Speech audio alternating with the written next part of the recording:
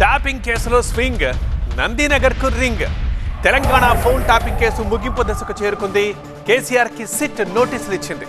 రేపు విచారణకు రావాలని కోరింది. మరోవైపు కేసీఆర్కు నోటీసులపై బీఆర్ఎస్ నేతలు మండిపడుతున్నారు. కక్ష సాధింపు చర్యల్లో భాగంగానే ప్రభుత్వం కేసీఆర్కు నోటీసులు ఇచ్చిందని ఆరోపిస్తున్నారు. ఇటు దర్యాప్తులో భాగంగానే నోటీసులు ఇచ్చారు తప్ప ఇందులో కక్ష సాధింపు ఏమీ లేదంటోంది అధికార పార్టీ. ఫోన్ ట్యాపింగ్ కేసు తెలంగాణలో పొలిటికల్ హీట్ పెంచింది.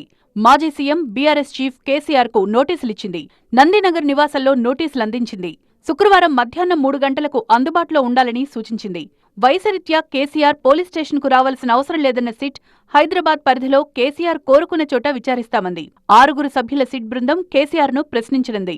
Hyderabad joint CP Vijay Kumar, Maheshwaram DCP Narayana Reddy, Kukatpally DCP Ritiraj, Greyhounds SP Ravinder Reddy, Shamshabad additional DCP KS Rao, Jubilee Hills ACP Venkatagiri ప్రశ్నించనున్నట్టు సమాచారం. ఫోన్ ట్యాపింగ్ పై 2024 మార్చి 10న మొదటి ఎఫ్ఐఆర్ నమోదైంది.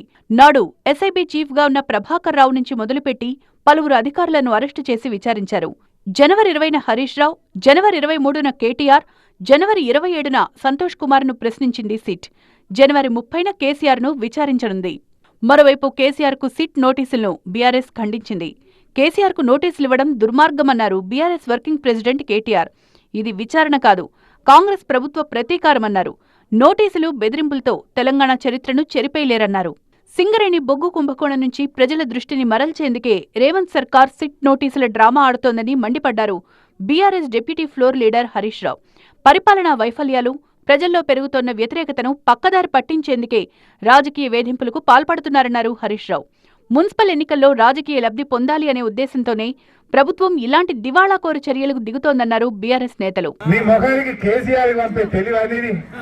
తెలంగాణ తెచ్చినోడు కేసీఆర్, తెలంగాణను పచ్చబడగొట్టినోడు కేసీఆర్, ప్రజల బతుకుల్లో కొత్త వెలుపునిచ్చినోడు కేసీఆర్. నువ్వు ఏం చేసినావు నాయన? ఏదైనా కేసీఆర్ కు నోటీస్ ఇచ్చుడంటే సూర్యుడి మీద ఉమ్మేసినట్టే కదా. కేసీఆర్ లాంటి మనిషి దొరుకుతాడా?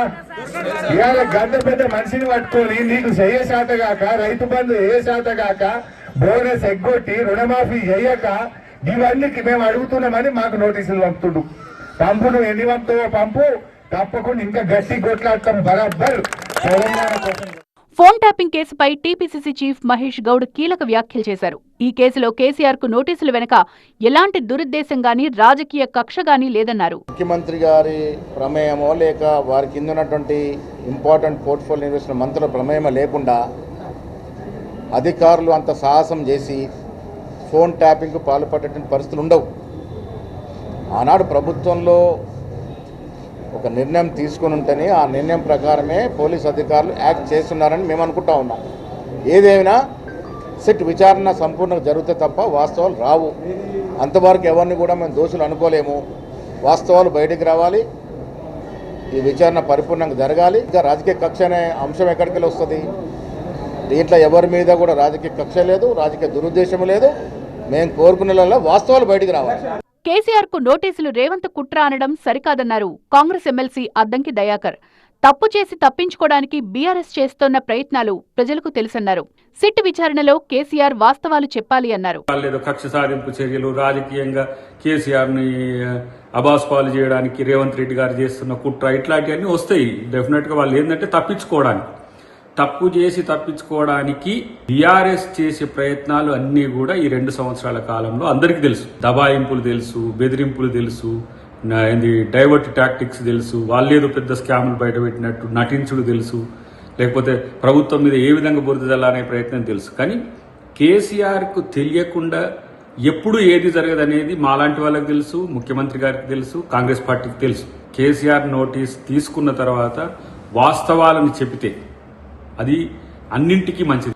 ఓటుకు నోటు కేసులో రేవంత్ ను కేసీఆర్ కాపాడితే, కాళేశ్వరం ఫోన్ ట్యాపింగ్ కేసులో కేసీఆర్ ను రేవంత్ కాపాడుతున్నారన్నారు తెలంగాణ బీజేపీ చీఫ్ రామచంద్రరావు.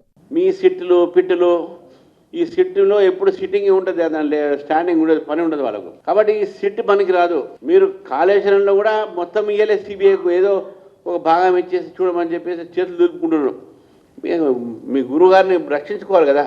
రేవంత్ రెడ్డి గారు ఆ మధ్య నోటుకు ఓటు కేసులో ఇరుక్కున్నారు. ఈ నోటుకు ఓటు కేసు ఏమైంది అంటే ఇప్పుడు బీఆర్ఎస్ ప్రభుత్వం ఈయన కాపాడింది.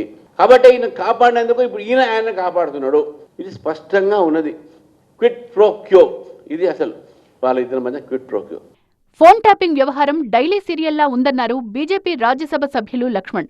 కాంగ్రెస్ తమ వైఫల్యాలను కప్పిపుచ్చుకునేందుకే సిట్ దర్యాప్తులంటూ డ్రామాలు చేస్తోందన్నారు. బీఆర్ఎస్ కాంగ్రెస్ రెండూ ఒక్కటే అన్నారాయన.